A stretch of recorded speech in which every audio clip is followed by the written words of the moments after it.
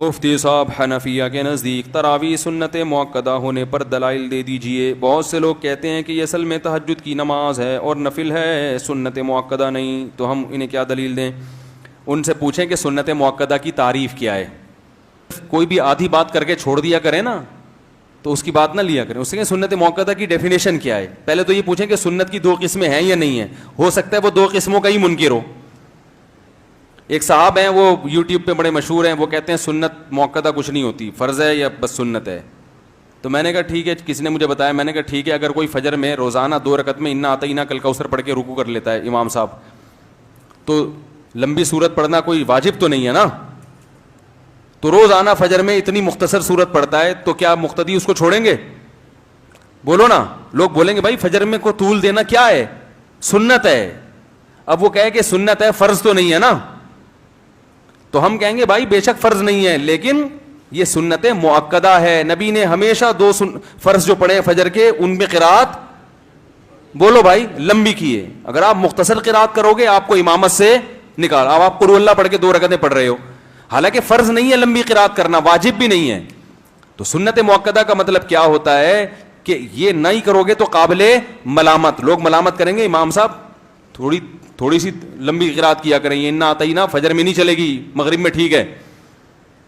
تو بالکل تراویح کا بھی ایسا ہی مسئلہ ہے کہ رسول اللہ صلی اللہ علیہ وسلم نے رمضان میں قیام اللیل کی اتنی فضیلت کہ جہاں روزے کا ذکر وہاں قیام اللیل کا بھی ذکر ہے رمضان میں. پتہ چلا روزہ اور قیام اللیل ساتھ ساتھ جڑے ہوئے ہیں. اب قیام اللیل کو فرض تو نہیں ہم قرار دے سکتے, کیونکہ یہ تو تراویح نبی نے 3 دن بعد چھوڑی اس لیے کہ فرض نہ ہو جائے, تو کم سے کم درجہ اس کا کیا ماننا پڑے گا, سنت مؤکدہ. کیونکہ اگر اس سے بھی کم لے گئے پھر اس میں اور عام دنوں میں کوئی فرق نہیں رہے گا. یعنی پھر عام دنوں میں رات کی نماز میں اور رمضان کی رات کی نماز میں کوئی فرق نہیں رہے گا. تو وہ فرق جب ہی ہوگا جب عام دنوں کی رات کی نماز کو, چاہے وہ تہجد ہے یا کچھ بھی ہو, عام دنوں میں تو تراویح ہوتی نہیں ہے نا, تہجد ہی ہوتی ہے قیام اللیل میں, تو اس کو ہم نفل کہیں, اور رمضان میں ہم کیا کہیں, سنت مؤکدہ.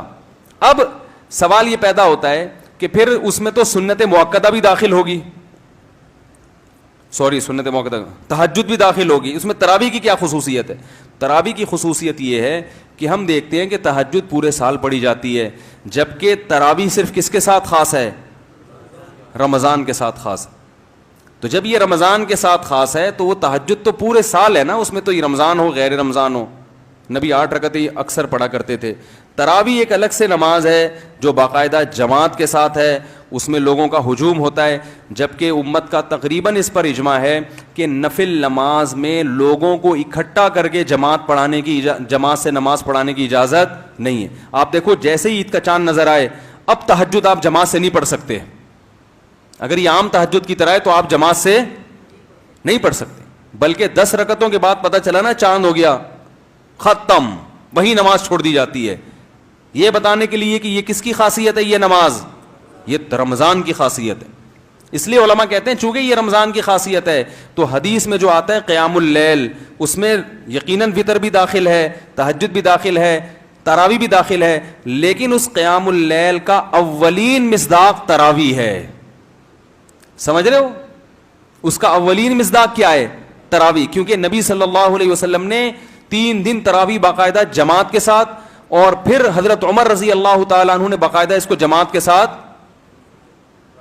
رائج کیا اس کو, اور پھر پوری دنیا میں جو اس وقت صحابہ کرام تھے, علماء تھے, سب نے حضرت عمر کے اس عمل کو لیا, کسی نے بھی حضرت عمر پہ اعتراض نہیں کیا. تو اس کی علامت ہے کہ یقیناً ان کے پاس محمد صلی اللہ علیہ وسلم سے کوئی دلیل ہوگی, جو دلیل ہم تک نہیں پہنچی لیکن صحابہ تک پہنچی تھی. ایسا ہو سکتا ہے کہ ایک دلیل ہم تک نہیں پہنچی, حضرت عمر تک پہنچ گئی. تبھی تو کہتے ہیں نا, حضرت امام ابو حنیفہ سے کسی نے پوچھا کہ آپ کے پاس تراویح کے سنت ہونے کی کیا دلیل ہے, تو انہوں نے وہ بخاری والی حدیث پیش نہیں کی کہ نبی صلی اللہ علیہ وسلم رمضان میں اور غیر رمضان میں 8 رکعتیں پڑھتے تھے, یہ نہیں پیش کی. اگر یہ تراویح کی دلیل ہوتی نا تو امام حنیفہ اس مشہور حدیث کا حوالہ دیتے کہ حضرت عائشہ سے یہ مروی ہے, بلکہ انہوں نے کیا دلیل دی, ما رأیت عمر مبتدعا, میں عمر بن خطاب کو بدعتی نہیں سمجھتا. کیا مطلب, عمر بن خطاب کے پاس یقیناً کوئی دلیل ہوگی. اگر وہ 8 رکعتیں جو رمضان غیر رمضان میں وہ تراویح کی دلیل ہوتی تو امام مالک اس حدیث کو اپنی کتاب میں ذکر کرتے ہیں, لیکن 20 رکعتوں کا قول 8 رکعتوں کا قول نہیں کرتے. اس سے پتہ چلا کہ امام مالک بھی اس حدیث سے تراویح مراد نہیں لے رہے.